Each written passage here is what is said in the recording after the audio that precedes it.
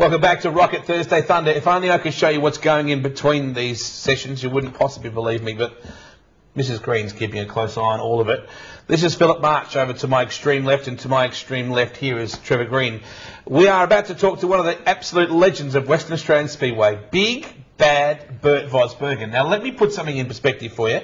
Bert Vosbergan once told a young Wade Ornger, when I was just starting out my announcing, he said to me at Claremont Speed one night, "Wade, I don't care if you say anything good or bad about me, just say something." And that's the way that Bert lives his life. He loves a bit of profile. Welcome to Rocket Thursday Thunder, Bert. How on earth are you? Well, thanks very much for having me on the show. As you get older, you get quite chuffed about a few little talkback shows and all that. It's sort of they forget about me, but I'm still around. I'm still giving them all a bit of a hurry-curry. You sure are, Bert. You're an absolute ornament to the sport, mate. How long?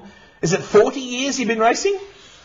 Yeah, for 41 years, and I reckon it might sound silly. A lot of people come up to me, even like Mark Danko and all. They said, "How do you do it? Like, how can you actually fire up to do this every day and just play on the cars?" And it might seem silly, but I just seem to get as you get older, you actually enjoy it more because the pressure isn't on you as much as the young guys. The young guys, like at the end of the day, I look back at saying, if I hadn't had the Pantera for 20 years, what could I achieve? Because you got to remember, like, that really took a big chunk of development, and I never gave up, which was most probably silly. But now the pressure's on the young guys, and there's no pressure on me at all. So you actually enjoy it a bit more. And I've got a brand new sweet chassis here.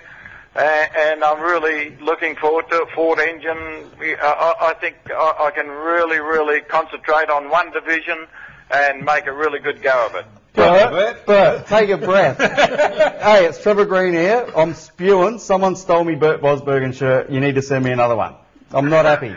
Oh, there's the problem. I follow you with interest. I think it's really good. And that's part of Speedway, just meeting you, Trev, and I got your shirt, and I've got it there, pride in my thing, and I take it out. I don't want to wear it out. I've only got one. Well, I've lost mine. I think Farrell stole it, but I was just telling Wade earlier, Bert, when I was watching you run the absolute bejesus out of that car around Kwinana a couple of years ago, it absolutely blew my mind, and I actually didn't know you were driving that car. And I said to a friend of mine, Farrell, I said, who is that lunatic in that black and green number 4? And he goes, that guy is 72 years old. He's not 72. He's exaggerating. And I said, you are crapping me. And he come over and introduced me to you, and unbelievable, Bert. I just absolutely love every lap that you do behind that car. You just like it. And I like the number.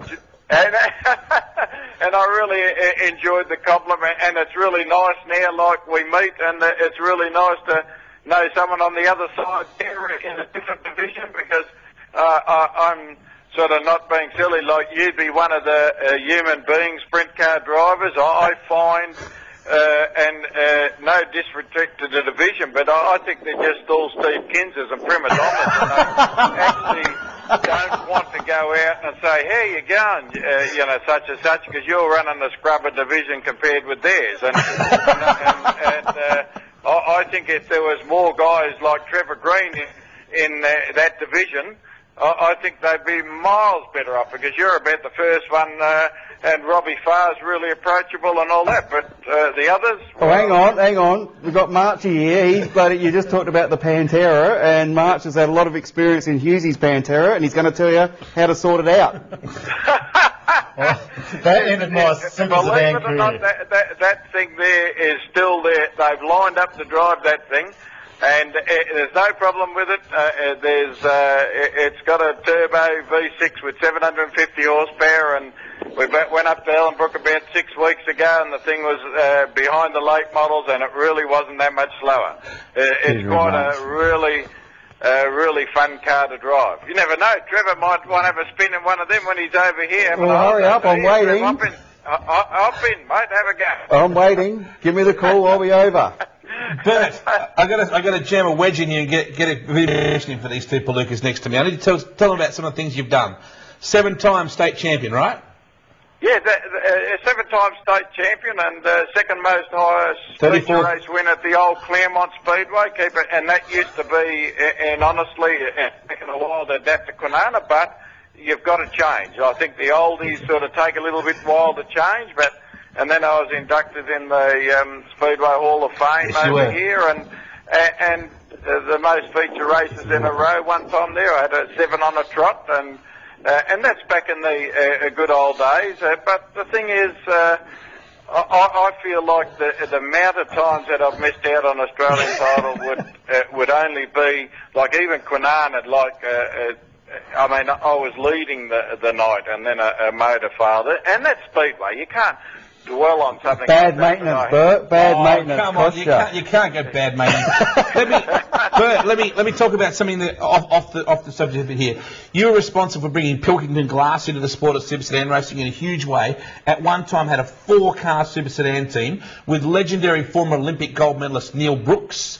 You brought Brooksy into the sport. You brought a very quietly spoken bloke from Busselton, Kevin Bell, into the game as well. You brought Red Dog Beer into the sponsorship. We had to change him from Big Bad Bert to Red Dog at one point. You're a Masters Games swimming superstar in the 800 and 1500 metres. There isn't much you haven't done. You've got this lovely wife named Judy. You've got a fantastic son, Craig Vosbergan, who once got his helmet thrown at John Carty, or vice versa. You've got a lovely daughter named Kim, who's married to Kemble Aylett, who's the son of Peter Aylett from Tasmania. But your life is a book.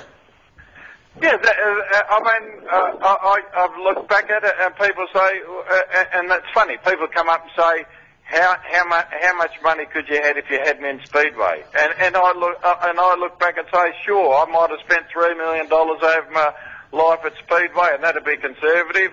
But at the end of the day, I wake up, I look at the sunshine, I say, well, I've woken up for another day, and I keep smiling. I'm 63. I still go for my 3Ks in the morning and 3Ks at lunchtime swimming. And every day to me is a blessing, and that's the way I treat life. I mean, I could leave all that money to my kids. I could be, I'd be the greatest. Gee, that old bugger, he was a good old fella. He worked his ass off all his life and just left the money. He's good, but that's not how it's going to happen when I go. We'll make it $3 million. Make it $3 million in 2000 because you go on flying first class to Perth to drive your car. Bert doesn't have to worry about it, mate. His son's got more money than God. Craig Vosbergan works very hard. Bert, I hate to say this. I don't know how we're going to do it. We have to say goodbye. You've done a phenomenal job. I miss watching you race, mate. It was a great honour for me to commentate as a kid at Claremont Speedway, watching you so many nights at Claremont. Please be well. I'm sure you will. Don't drive Judy too nuts, please, and kick butt this year, all right?